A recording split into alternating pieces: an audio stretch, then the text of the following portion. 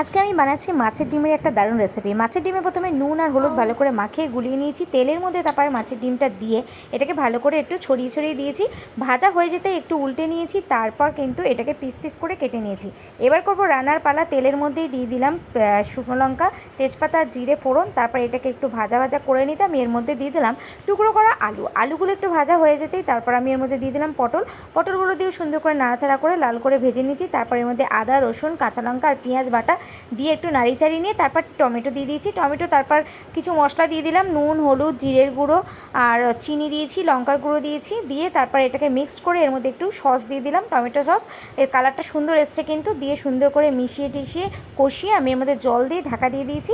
তারপর এই ভাজা ডিমগুলো আমি এর মধ্যে ছেড়ে দিলাম, দিয়ে ব্যাস একটু ঢেকে ঢেকে রান্না করে নেবো। আর লাস্টে আমি এর মধ্যে একটু গরম মশলা ছড়িয়ে দিয়েছি, দিয়ে কিন্তু একদম রেডি করে নিয়েছি আজকের এই মাছের ডিমের রেসিপিটা। উপর দিয়ে একটু ধনেপাতা ছড়িয়ে গার্নিশ করে দিয়েছি।